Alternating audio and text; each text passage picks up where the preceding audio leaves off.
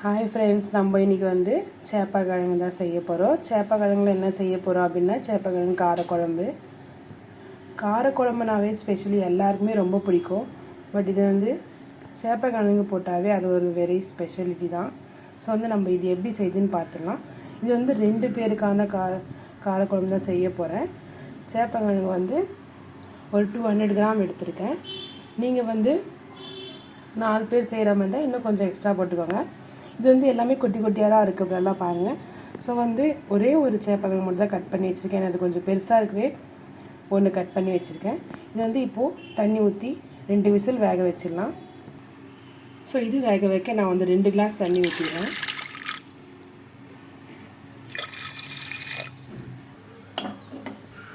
Case on பண்ணி வச்சு 2 whistle வரட்டும் வெயிட் பண்ணலாம். இப்போ பார்த்தீங்கன்னா நான் வந்து குழம்புக்கு தேவையான எல்லாமே கட் பண்ணி வச்சுருக்கேன். வெங்காயம், ஒரு பெரிய சைஸ் வெங்காயம், கொஞ்சமாக கருவேப்பிலை, 10 பல் பூண்டு, ஒரு பெரிய சைஸ் தக்காளி, ஒரு நெல்லிக்காய் சைஸ் வந்து புளி, ஒரு காஞ்ச மிளகா. இப்போ நம்ம வந்து புளியை ஊற வச்சிடலாம். 1 கிளாஸ் தண்ணியிலே நான் வந்து புளியை ஊற வச்சுருக்கேன். ஒரு 2 மினிட்ஸ் ஊறட்டும். ஸோ பூண்டு பார்த்திங்கன்னா நான் வந்து லைட்டாக நெசுக்கி எடுத்துருக்கேன்.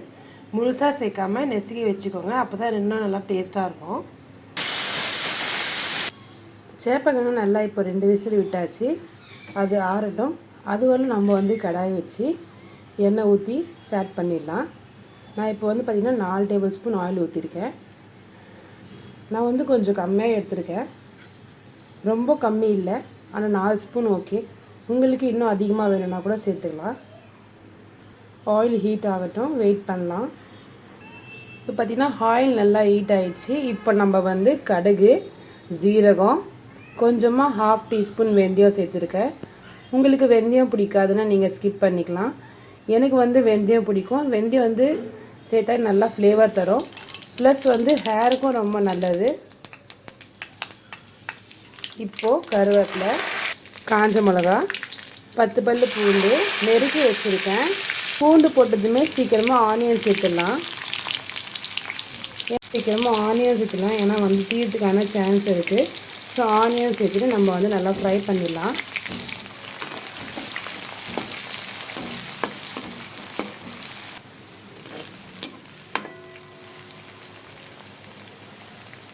இப்போ கொஞ்சம் ஆனியன் ஃப்ரையாக இருக்குது. நம்ம இப்போ வந்து தக்காளி சேர்த்துடலாம். இந்த சேப்பக்கிழங்கு காரக்குழம்பு வந்து நீங்கள் வாரத்தில் ஒரு நாள் செஞ்சு சாப்பிடுங்க, உடம்புக்கு ரொம்ப நல்லது. இப்போ நான் வந்து 1 டீஸ்பூன் சால்ட் சேர்த்துறேன். நீங்கள் உங்களுக்கு ஏற்ற மாதிரி அட்ஜஸ்ட் பண்ணிக்கோங்க. சால்ட்டை மிக்ஸ் பண்ணிடலாம். பாருங்கள், கிழங்கு நல்லா வெந்திருக்கு. வெந்திச்சான்னு பார்ப்போமா? இங்கே பாருங்கள், நல்லா இந்த மாதிரி வந்து ப்ரெஸ் ஆகுது. ஸோ இப்போ நம்ம இதை வந்து க்ளீன் பண்ணி வச்சிடலாம். நல்லா க்ளீன் ஒரு 3 டைம்ஸ் வச்சு க்ளீன் பண்ணுங்கள். கொஞ்சம் மண் இருக்கும், அதனால் நல்லா பார்த்து க்ளீன் பண்ணிக்கோங்க. இப்போ க்ளீன் பண்ணி எடுத்துடலாம். வெயிட் பண்ணுங்கள். பாருங்கள், க்ளீன் பண்ணி எடுத்தாச்சு. நான் வந்து சின்ன இருக்கிறதுனால கட் பண்ணல. நீங்கள் வேணும்னா கட் பண்ணிக்கோங்க. ஆனால் கட் பண்ணணுன்னு அவசியம் இல்லை, பட் உங்களுக்கு வேணும்னா உங்களோட ஆப்ஷனல் தான். இப்போ பார்த்திங்கன்னா நல்லா வந்து ஆனியன், டொமேட்டோ நல்லா ஃப்ரை ஆகிடுச்சு. நம்ம இப்போ வந்து மசாலா சேர்த்துடலாம்.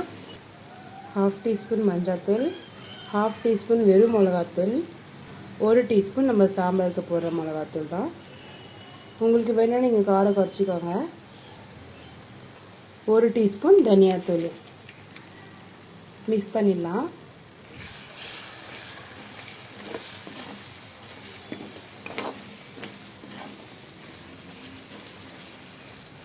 ஒரு 1 மினிட் ஃப்ரை ஆகட்டும். அப்போ தான் கொஞ்சம் பச்சை வாசனைலாம் போகும். ஸ்லோ ஃப்ளேமில் ஃப்ரை பண்ணிக்கோங்க, ஏன்னா கொஞ்சம் மசாலா தீஞ்சிரும். ஓகேவா? ஃப்ரை ஆயிடுச்சு. நம்ம இப்போ வந்து கிழங்கு சேர்த்துடலாம்.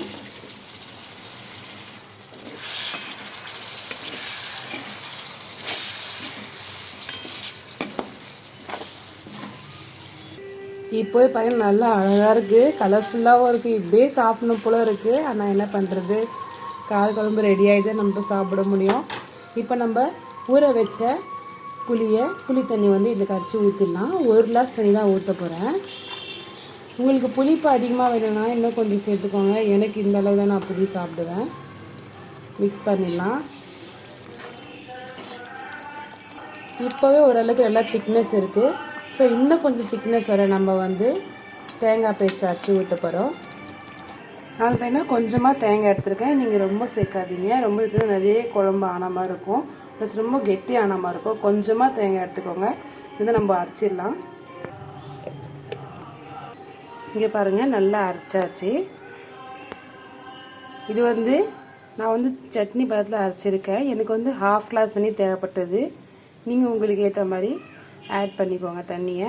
இன்னும் கொஞ்சம் அதிகமாக தேவைப்பட்டால் இன்னும் கொஞ்சம் அதிகமாக ஊற்றி கூட அரைச்சிக்கோங்க. இப்போ நம்ம இது குழம்புல ஊற்றிடலாம். ரிமைனிங் தேங்காவை நம்ம தண்ணி ஊற்றி அலசி ஊற்றிடலாம். மிக்ஸ் பண்ணிடலாம். ஒரு 5 மினிட்ஸ் போல் நல்லா கொதிக்கிட்டோம். இப்போ பார்த்திங்கன்னா 5 மினிட்ஸ் ஆயிடுச்சு. ஸ்லோ ஃப்ளேமில் 5 மினிட்ஸ் நான் வந்து நல்லா கொதிக்க வச்சிட்டேன். ஸ்டார்டிங்கில் பார்த்திங்கன்னா ஆயில் நிறையவே இருக்கிற மாதிரி இருந்துச்சு. பட் தேங்காயெல்லாம் அரைச்சி ஊற்றி முடிஞ்ச அப்புறம் அந்தளவுக்கு எண்ணெய்லாம் தெரியாது. ஸோ இது வந்து கரெக்டாக 5 மினிட்ஸ் வெந்திருக்கு ஸ்லோ ஃப்ளேமில். நம்ம இப்போ வந்து கொத்தமல்லி சேர்த்து கேஸ் ஆஃப் பண்ணிடலாம். அவ்வளோதாங்க, காரக்குழம்பு ரெடி ஆயிடுச்சு. காரக்குழம்பு ரெடி. இப்போ நீங்கள் வந்து இது வீட்டில் கன்ஃபார்மாக ட்ரை பண்ணி எனக்கு கன்ஃபார்மாக மெசேஜ் பண்ணுங்கள், கமெண்ட் பண்ணுங்கள், லைக் பண்ணுங்கள், ஷேர் பண்ணுங்கள், சப்ஸ்கிரைப் பண்ண மட்டும் மறந்துடாதீங்க. சாப்பிட்டு பார்த்து கமெண்ட் பண்ணுங்கள் எனக்கு எப்படி இருக்குன்னு. இன்னும் நிறைய மோர் வீடியோஸ்க்காக வெயிட் பண்ணுங்கள். தேங்க்யூ ஃபார் வாட்சிங். பாய்.